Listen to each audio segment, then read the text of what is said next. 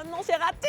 Aujourd'hui, la semaine du goût m'a lancé le défi de réaliser un menu réconfortant à 10 € pour 2 personnes. Mais menu pas cher, mais menu hyper qualitatif.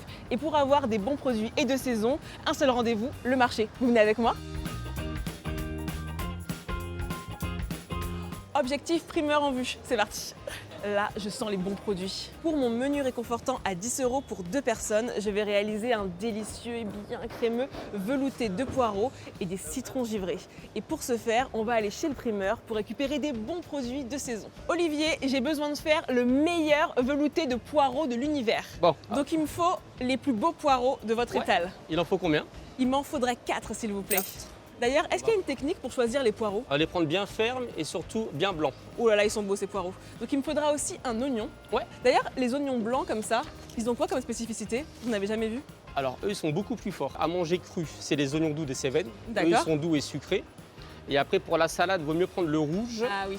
Et pour la cuisson, c'est celui-ci. Ah, et bien c'est celui-ci qu'il me faut. Ouais. Donc vous voyez, en fait, il y a autant d'oignons que d'utilisation. Donc n'hésitez pas à demander à votre primeur parce que c'est le meilleur conseiller pour avoir le meilleur produit et la meilleure utilisation. Il me faudra aussi une belle gousse d'ail. Donc je sais que là, on a des têtes d'ail. Donc Il y a des têtes d'ail. une pas trop petite. grosse parce que finalement, il m'en faut une seule. Mais comme on est généreux, hein. On est bon pour le velouté. Maintenant, j'ai besoin de faire des citrons givrés. Et pourquoi le citron givré? Parce qu'on pense tout le temps que les agrumes, c'est des fruits d'été. Mais finalement, non. Le citron, c'est bien un fruit de saison. Donc je choisis bien des citrons souples.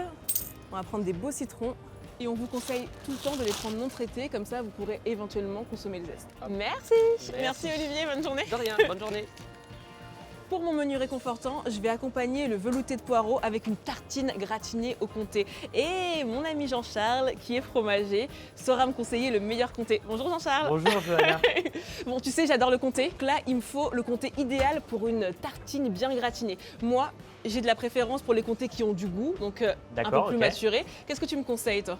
Alors, pour bien gratiner et avoir une belle fonte sur ta tartine, je te conseille d'aller sur un comté plutôt assez jeune, sur un comté de 10 mois. Là, rassure-toi, tu vas être sur le comté par l'affineur Marcel Petite. Donc il affine sur des températures beaucoup plus basses que les autres. Tu as une profondeur de saveur 10 fois plus explicite que les autres. Ça va nous permettre d'avoir et du goût et de la matière dans ta tartine. On dit souvent que les comtés d'été sont meilleurs, est-ce que c'est vrai? C'est vrai, en fait, on a la chance à ce moment-là d'avoir les vaches qui sont en train de pâturer. Donc quand elles mangent de l'herbe, elles ont beaucoup plus de goût à travers leur lait que quand elles mangent du foin. Super conseil pour vous aussi, n'hésitez pas quand vous voulez utiliser du fromage d'aller voir un fromager, c'est son métier, il saura vous conseiller et par rapport à votre besoin, votre recette, mais également par rapport à votre budget, parce que j'imagine qu'il y a des fromages à tous les prix. Exactement, on essaye d'en avoir pour tous les goûts. Mais il est jeune, on dit souvent que les comtés plus maturés, plus âgés auront plus de goût, mais là il est hyper fruité, il a plein de saveurs. Il faut bien choisir vraiment sa fruitière en amont où on va produire le comté, ça fait vraiment la différence. Et donc là, je le mets en lamelles ou je le râpe sur ma tartine? Je conseille de le mettre en lamelles, comme ça va être beaucoup mieux réparti sur la tartine. On va se régaler. Et donc pour cette tartine, je voulais également mettre un petit peu de crème pour pas que le pain soit trop sec. Est-ce que c'est une bonne idée? Ah, c'est une très très bonne idée. Et regarde ce que je sors de mon chapeau Mary Poppins, un petit pot pour la crème. Super. Quand tu ramènes ton pot, on enlève 10 centimes sur l'addition, ce qui nous permet d'avoir beaucoup moins d'emballage dans la nature. Ça vient de la ferme de la Bigotière. Donc la ferme de la Bigotière utilise sa propre nourriture et produit sa propre nourriture sans pesticides, ce qui permet d'avoir une meilleure qualité d'œuf. Dernière étape de mon marathon dans le marché, on va chez le boucher. Je reviens du fromager et pour finir mon menu réconfortant, rappelez-vous mon plat principal, on fait un velouté de poireaux et pour apporter de la gourmandise et faire un repas complet pour les gourmands comme moi, on va ajouter une bonne tartine de comté. Mais Constantin, mon boucher préféré, m'a conseillé d'ajouter à ma tartine de la poitrine fumée parce qu'elle aura plus de goût, Constantin.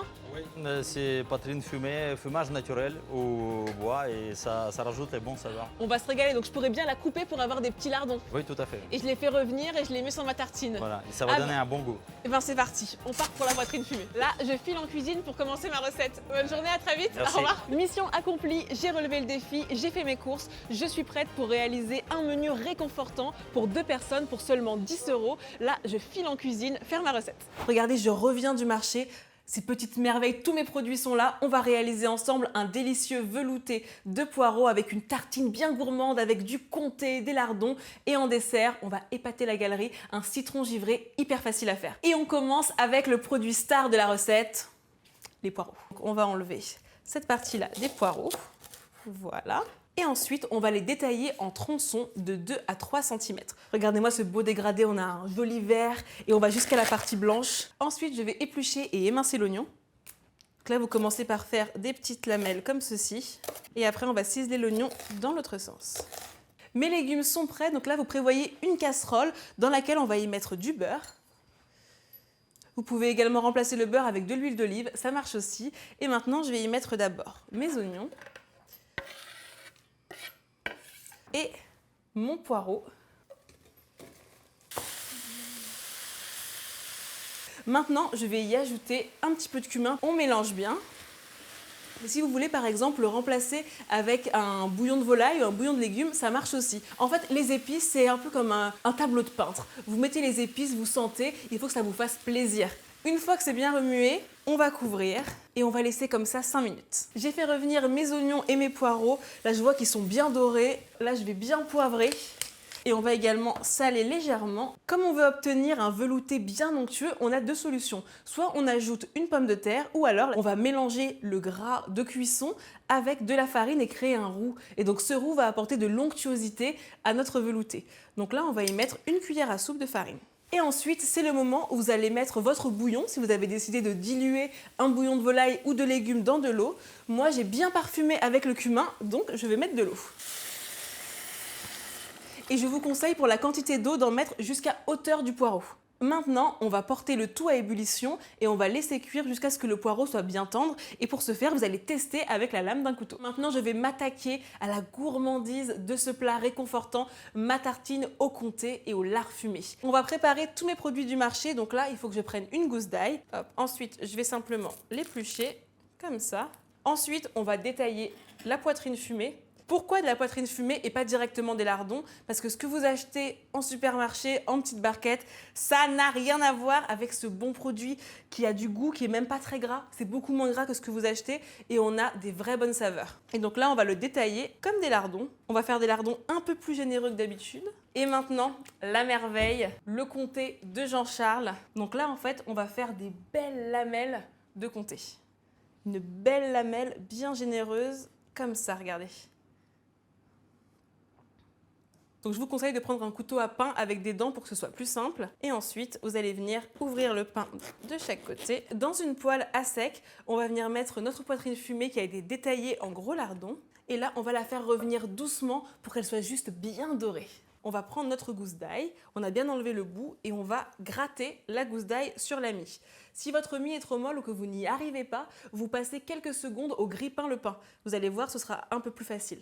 Ensuite, on va apporter de la gourmandise. Donc là, on va prendre une dose de crème assez généreuse et on va la tartiner. On va y ajouter le comté. Donc moi, j'ai préparé, vous allez voir, des petites lamelles de comté. C'est mieux que du comté râpé. Là, on va mettre 2 beaux morceaux et ensuite, hop, et on va ajouter comme ça. Là, ça va partir au grill. Et ensuite, on ajoutera notre lard fumé. C'est bon, mes poireaux sont cuits. Maintenant, je vais pouvoir mixer mon velouté. Une fois que vous obtenez une texture bien onctueuse comme ça, le velouté est prêt. On va pouvoir passer au dressage. Et donc là, on va verser un bol bien généreux de notre velouté. Nos tartines de comté sont prêtes. Là, ça sent très très bon. Et ensuite, on va venir y mettre des petits lardons. On va être généreux. Regardez-moi cette belle tartine. Et en plus, il me restait un petit peu de crème de la tartine. Donc là, je vais la récupérer. Et regardez ce qu'on va faire. On va la mettre un petit peu dans notre bol, comme ça. Et là, on a un plat délicieusement gourmand. C'est le plat réconfortant par excellence. Pour finir en beauté notre menu réconfortant, je vous propose un dessert effet waouh garanti, un citron givré. Et vous allez voir, c'est hyper simple à réaliser. On va commencer par avoir 2 beaux citrons et on va bien les laver, très important. Ensuite, on va préparer notre citron givré. Donc il faut qu'on ait un joli chapeau. Donc on prend le citron et on va venir couper bien droit, juste le haut du chapeau comme ceci. Vous vous munissez de votre saladier et à l'aide d'un couteau, vous allez délicatement, passer comme ceci pour bien récupérer la pulpe du citron. Oh là, ils sont beaux, ils sont bien juteux. Et après, une fois que vous avez commencé, vous prenez une petite cuillère, vous récupérez le jus et la pulpe. Voilà. Vous allez avoir à peu près entre 115 et 125 grammes. Maintenant, on retire les pépins, très important, et on va venir mixer. L'idéal, c'est de le faire avec un mixeur plongeant. Dès que la préparation est mixée, on va venir passer au tamis. Donc là, vous prenez un petit tamis Et je vous conseille de prendre une petite cuillère. On va venir bien tout prélever. Maintenant, on passe au sirop. C'est très simple. Dans une casserole à fond épais, on va venir verser l'eau et le sucre. Ensuite, on va fouetter doucement. Maintenant, l'objectif, c'est de porter à ébullition le sirop et après, on le laissera refroidir. C'est bon, mon sirop bout. Donc maintenant, je vais venir arrêter le feu et vous allez verser le sirop dans le jus de citron. Délicatement. L'objectif, ça va être de le laisser revenir à température ambiante et dès qu'il est à température ambiante, on le met au frais. La prochaine étape pour le citron givré est de monter le blanc en neige. Donc pour ce faire, je prends un œuf. Sur une surface plane, on va légèrement le taper et ensuite, on va devoir séparer le blanc et le jaune. Ensuite, je prends mon batteur et je vais commencer à vitesse lente moyenne. Et quand les blancs en neige deviennent mousseux, on met à vitesse maxi, à fond les ballons. Comment savoir si vos blancs sont bien montés? C'est très simple. Vous regardez qu'il y a un joli bec d'oiseau comme ici. L'autre méthode, on retourne et tout va bien. On n'a pas encore parlé du jaune d'œuf qui est tellement vif, tellement orange. Et ça, c'est des produits qu'on a quand on va direct chez le producteur. Là, je suis allée chez Jean-Charles le crémier et voilà, j'ai des beaux jaunes d'œufs. Prochaine étape dans la réalisation des citrons givrés, je prends mes beaux blancs d'œufs montés en neige et je vais les mettre dans mon sirop de citron. En une fois. À l'aide d'un fouet, on va venir mélanger doucement au début. L'objectif, c'est que le blanc d'œuf se mélange au sirop et que ça fasse un mélange quasiment crémeux comme une délicieuse crème de citron. J'ai ma crème de citron, je vais la mettre au congélateur et dans 1 heure, je vais la ressortir pour la fouetter encore un petit peu pour obtenir cette texture onctueuse qu'on aime dans le citron givré. Je viens de sortir mes citrons du congélateur, écoutez ça. Et regardez ce sorbet, regardez cette texture. Donc là, on va prendre une belle cuillère de sorbet et on va la mettre délicatement dans le citron. Une fois que vous les avez dressés, vous les conservez au congélateur. Comme ça, le sorbet ne va pas fondre. Et vous les sortez pile pour le dessert. Et là, ça claque. Ça y est, j'ai réussi le défi de la semaine du goût. Réaliser un délicieux menu réconfortant avec moins de 10 € pour 2 personnes au menu ce soir. On a un délicieux velouté de poireaux avec une tartine gratinée et des lardons fumés. Merveilleux. Et en dessert, attention, c'est la merveille. On a des citrons givrés faits maison. Regardez, quand vous allez mettre ça sur la table à vos invités, ça envoie du lourd. Moi, je suis prête, la semaine du goût. Si vous avez de nouveaux défis, je suis là. J'avais trop hâte de goûter ce citron givré. Ça, vous devez absolument tester, c'est une merveille.